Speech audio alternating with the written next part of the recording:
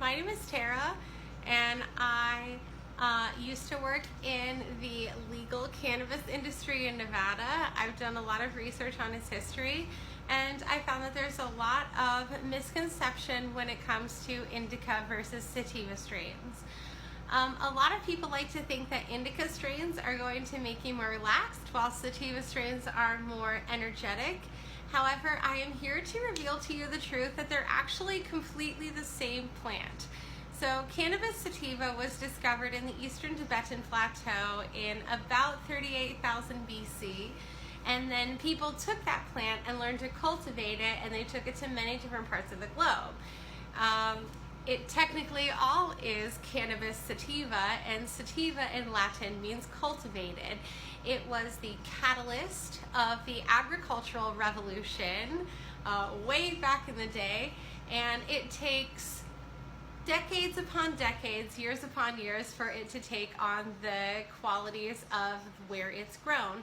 So if it is grown in high desert areas, generally like Durban, Africa, or even very sunny places like Hawaii, it generally takes the form of cannabis sativa the way that we think about it now. So it has more energizing properties, it has more, I need to clean my house properties like hazes and skunks. Hazes is actually one of the first hybrid strains that we created. Indica is a term that was attributed to the cannabis sativa that was rediscovered by Napoleon's troops in the late 1800s during the Napoleonic Wars, and because they had never seen it before, they gave it a brand new name, Cannabis indica, indicating Cannabis India. They were telling you basically where they had found the plant, but in essence, it is all the same plant. So regardless of whether your plant is an indica or a sativa, it is absolutely 100% from the same plant.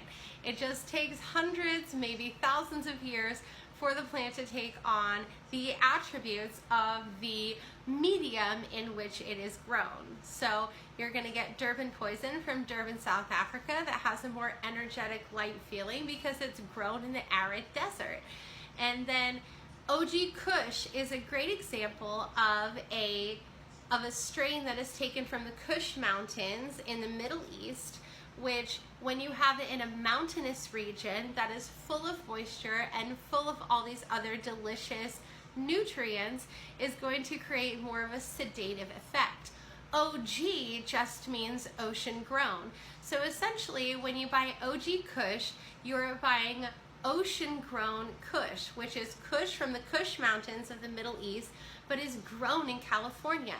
We have not had the time for the OG Kush to attribute itself or to make itself native or to take on the attributes of the California coast, which is a completely different climate than the Kush Mountains.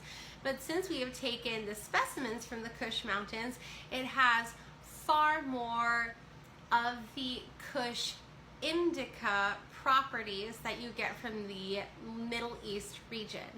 So in reality, when you're looking for an indica versus a sativa, what you're really looking for is where the plant has been cultivated for thousands of years. There really is no such thing as cannabis indica. There is, but it is technically and officially the same plant as indica is cannabis sativa. The best way, in my opinion, just from years of bud tending and a lot of research about the history, the best way to choose your flower is not THC levels, it's not myrcene levels, it's not limonene levels. It's understanding which strain that you have become accustomed to, which strains you take to the best, which are indicated as to where they are grown. Personally, I like dessert strains, which include the cookies, wedding cake, gelato, that kind of hybrid that is born of the OG Kush, which is the Kush from the Middle East, from the Kush Mountains, grown in California, mixed with Chemdog. And Chemdog, I think, comes from, correct me if I'm wrong, Durban poison and like haze. So that's the first really true hybrid that we get. learn your strain names, learn your lineage. That is the best way to get the best experience from your cannabis. Because that most accurately delineates your personal experience and your way of enjoying cannabis. Thank you so much. Indica is a little bit of a Napoleonic myth, and I'm so sorry if this upsets anybody that really, really, really loves their indicas, but cannabis sativa is the mother of all cannabis strains. Indica just refers to where it has grown. If you prefer strains that have been grown in high humidity mountainous regions, I would encourage you to pursue those plants that were grown and cultivated for hundreds of years in those high mountainous, high humidity regions. Really, it takes a little experimentation. Nobody's going to be able to tell you this one strain is going to be perfect for you. No one's going to be able to look at the terpenes and say, this is 37 myrcene, but it's a Jack Herer, so now it's an indica. Incorrect. Jack Herer is a cannabis sativa strain. It does not matter how much myrcene in it. It is not an indica strain.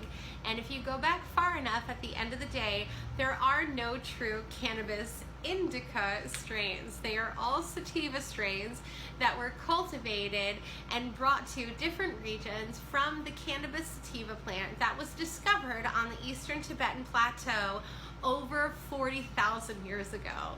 I'm sorry if that makes anybody angry. If you have any other questions, and anger, I know, like I used to be a bud tender. We are all very passionate about our cannabis.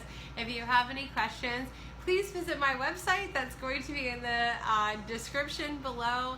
And if you have any questions or you want to send me any hate, go ahead and put it in the comments in my DMs. I am ready for you.